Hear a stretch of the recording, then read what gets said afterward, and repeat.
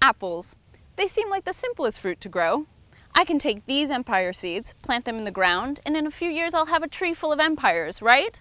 Wrong! See, each apple seed is genetically unique. It will grow a completely different apple from the one it came out of, which could be a major problem for farmers who want to grow the apples we know and love.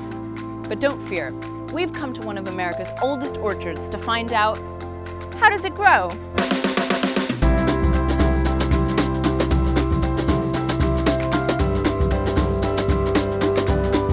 The Lyman family has been growing apples here since 1741. They bought this land directly from King George. Today, the 9th generation of Lymans work the farm, which has 100 acres of apples. That's precisely 27,500 trees, growing over 30 varieties of apples. Before Europeans brought their sweet apples to America, only sour crab apples grew here. Today, the US is the second largest producer of apples in the world. Americans eat more apples than any other whole fruit, except bananas, which don't even grow here. So how do farmers grow a whole orchard of the same type of apple? Believe it or not, they use a technique borrowed from the ancient Greeks. It's called grafting. This is the rootstock. We're going to take a bud from the variety we'd like.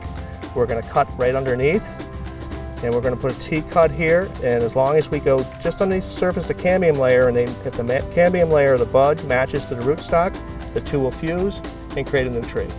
It's vital to prune and shape each tree as it grows, and to do it continuously for the life of a tree, which can be as short as 20 years or as long as 100.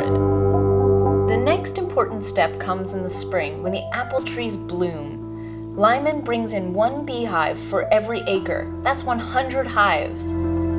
For the flowers to turn into fruit, they have to be cross-pollinated.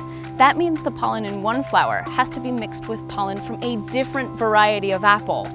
The bees have about 7 days to cross-pollinate the whole orchard, and somehow they do it every time. The trees will produce way more flowers than they need for a full crop of apples, so it's key that farmers remove some of the fruit before it matures. As the fruit grows big and lush on the trees, it's a magnet for all kinds of pests. To limit their use of pesticides, Lyman follows a certified program called Eco-Apple, developed with Red Tomato. They're a nonprofit dedicated to supporting sustainable and innovative farming. Rather than spraying their trees to prevent insect attacks, Lyman monitors their orchards so that they only respond when absolutely necessary. What we have here is a red sphere, and with the apple essence, we can make it like a ripe apple. We cover it with sticky material. It will capture incoming apple maggot flies. We'll monitor. If we see them, we know it's time to treat. Another type of insect control is mating disruption, and basically it's insect birth control. We have either twist ties or we have hoops. They've got pheromone injected in them and release it over time. And that'll send off a scent and will confuse the male and female. They never get together.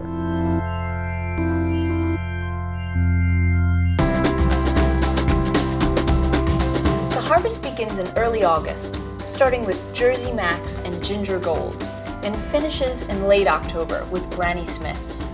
Some of Lyman's pickers have been working these orchards for over 20 years.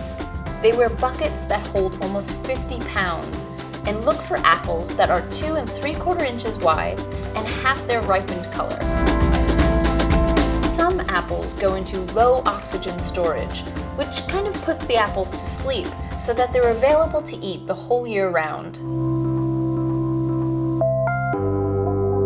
Apples are loaded with vitamins and fiber, but almost all of it is found in the peel, so put down those peelers. You can do so much more with apples than just make apple pie. You can put them in your salad with your favorite nuts and cheese. You can add them to your sandwich for crunch. Or you can make them the bread itself by cross-slicing the apple and cutting out the core. That's just a small taste of what you can do. I'm sure you can come up with more, and you better get started. There are 7,500 varieties of apples to try.